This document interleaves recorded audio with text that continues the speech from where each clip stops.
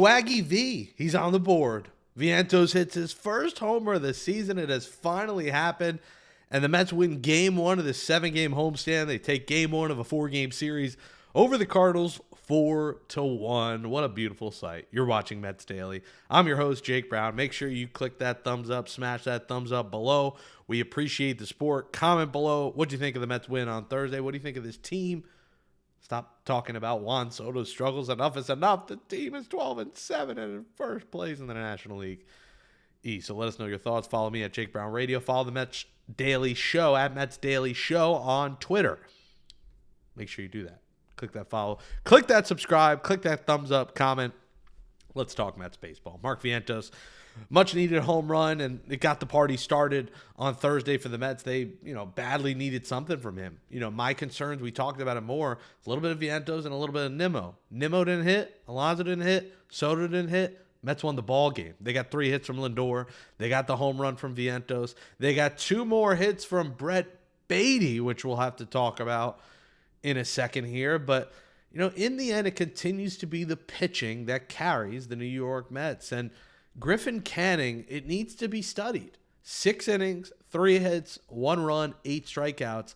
The Griffin Canning flu game. And Canning was magnificent and continues to be magnificent for the Mets. And listen, the Jeremy Hefner pitching lab is real. This is a real thing when it comes to the lab. Griffin Canning was a bum last year for the Angels. I'm sorry, he was. He gave up 1 billion home runs. He was not good. And we all said, why the hell did he sign him for $4 million? Well, Jeremy Hefner in the pitching lab is why. Canning entered the season with a career 4.78 ERA. He has a 3.43 ERA in his first 4 starts with the Mets. And more importantly, he was able to get through 6 innings. That's the key. Can Mets starters get through 6? Can the bullpen have to go 2 or 3 instead of having to go 4 or 5 innings? Well, they did that. He did a great job. And then the bullpen, they did what they did best. Scoreless. Reed Garrett, scoreless inning. A.J. Minter, who's been tremendous, scoreless inning. Edwin Diaz, despite another leadoff walk, scoreless inning. Reed Garrett, by the way, a 0 ERA so far this season. A.J. Minter, 2.16. So this pitching staff has dazzled. Griffin Canning has been a tremendous signing for $4 million, which is, again, why I'm puzzled why the Mets didn't sign Jose Quintana for $4 million. Maybe they thought he had the best days behind him, but of course Quintana has been magnificent so far for the Brewers. That's one move I think they're going to question. But so far so good. Game 1 of the series. And Brett Baty, like I said, 2 hits. My favorite play, though, of the game was Francisco Lindor sending Tyrone Taylor home. How about that? Gets into the rundown between first and second, tells him, go, go, go, go. And he gets in the rundown long enough that Taylor, who's pretty speedy, comes home, slides home, scores, and then Lindor gets tagged out. But that was an insurance run, and that was big. That made it 4-0. The Mets didn't score the rest of the game, but that was all they needed with how good this pitching was. Those are the kind of leadership qualities you look for in a player like Francisco Lindor, who really should have a C on his chest. He's got the C on his chest for WBC Puerto Rico. He needs to see on his chest for the New York Mets. He still doesn't. I think that day maybe comes eventually, but that is a captain move by Francisco Lindor. And, a captain move is starting the game right. And when Francisco Lindor is a leadoff hit, the Mets win every time. Like, it's unbelievable when he starts the game with a hit. This team just wins. It's quite bizarre, that stat, that they just win when he has a leadoff hit. So that is a great, that's what a leader does in Francisco Lindor, and that was a big moment. And, Brett Baty's not exactly a leader, but he might be on his way out. Or not. Could Brett Baty end up sticking when Jeff McNeil returns sometime in the next week? I've said over and over on here, and listen, I personally still think he's gone. But the way Brett Baty has played the last week in a spot where he's kind of on his last chance in his final days, it's almost like a Liam Neeson movie. Like he's going down. But will he survive? Will he survive the burning train? Will he survive the crashing train and stick on this Mets roster? He's got a shot. And why he has a shot is because Jeff McNeil played center field and made it sliding catch yesterday. Luisangel Acuna, Mendoza has mentioned they could potentially play him a little bit in center field.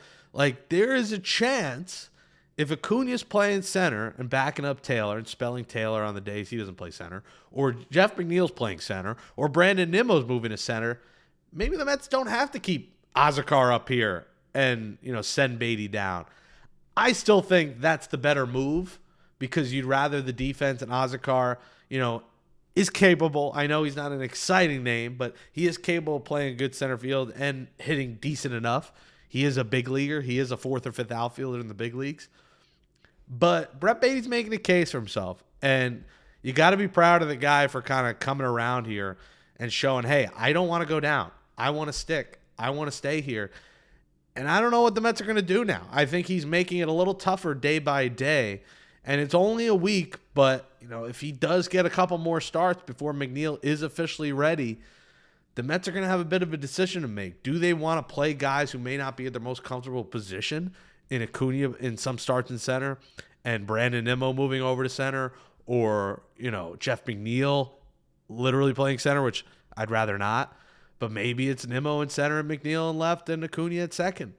Like, this is not a bad problem for the Mets to have, but is it worth keeping Brett Baty around as just a backup infielder and, a left-hand hitter off the bench?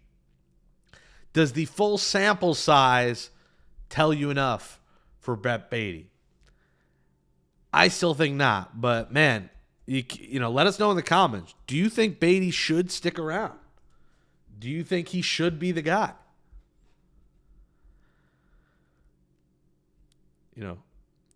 He is hitting .375 with 2 RBIs, 2 runs in the last 4 games on a 4-game hitting streak. It's only 4 games, but I don't know. Let us know in the comments what you think. I'm still on the team. Send him down. I don't think he serves a big role, but we'll see what the Mets end up doing. McNeil's back any day now, and so is Francisco Alvarez.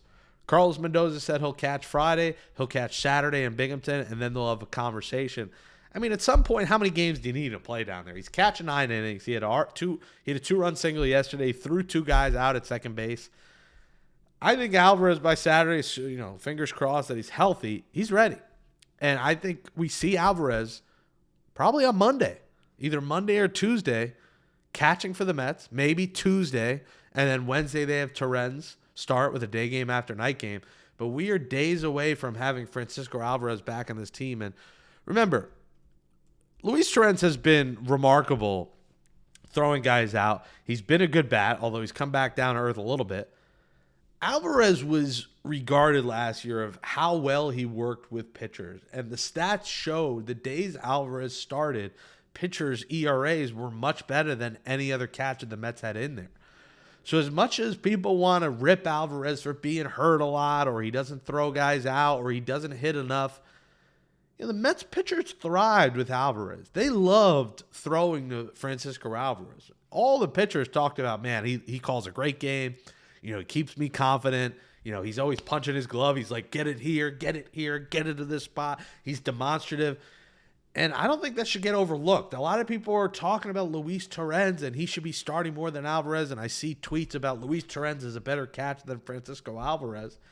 But don't forget about how much pitchers have raved about Alvarez. Don't forget about the Alvarez that was a 20-homer guy just 2 years ago. So I love what Luis Torrens is doing. It's great stuff, both defensively and offensively. But Alvarez is going to help this team, and he's going to get the starts. He's going to start 4 times a week. Again, maybe it's 4-3, 5-2, 4-2 if they have an off day. Alvarez is going to get more starts than Torrens, and I don't think that's a bad thing. He's going to have a chance to prove himself just like Luis Torrens has had a chance now to prove himself. When Alvarez gets back, assuming he's healthy, the Mets will ease him in, and Torrens' success allows them to ease him in. But he's going to help that lineup, and he's going to help that pitching staff. And that's an exciting thing if you're a Met fan, for a pitching staff that's been one of the best, maybe the best in baseball so far. They're getting their starting catcher back, and Jeff McNeil's back too, and good times are ahead here in Mets land. Make sure you smash that thumbs up on the video. Subscribe to Mets Daily. Share the channel with your family, your friends. Let us know. Comment below. What do you think about Alvarez, Torrens? Are you still in the camp of Torrens should start more, Alvarez start more? Let us know about center field. McNeil, Baty, what do you do there? What do you do with Brett Baty, Jeff McNeil, center field, Jose Azocar? Let us know. Follow me at Jake Brown Radio. Enjoy the weekend. We'll see you tomorrow and Sunday. I'll be at Citi Field at 2 of the games. We'll see you there. We'll be doing food reviews. We'll be getting a lot of content. So if you see me, you want to be part of the show, let me know. We appreciate your support. 80 degrees and sunny tomorrow, 70 and sunny on Sunday, 70 and sunny tonight. The weather is perfect for baseball. The Mets had 38,000 plus last night. I expect a sellout tomorrow, maybe a sellout tonight. Easter Sunday, a packed crowd. We're going to see monster crowds, record April crowds at Citi Field. The hype around this team is real, and we hope to see you there and being a part of it in Queens. No excuse anymore. This team's for real, and Juan Soto will come around. Just watch. Thanks for watching. Mets Daily. Enjoy the weekend. We'll talk to you on Monday.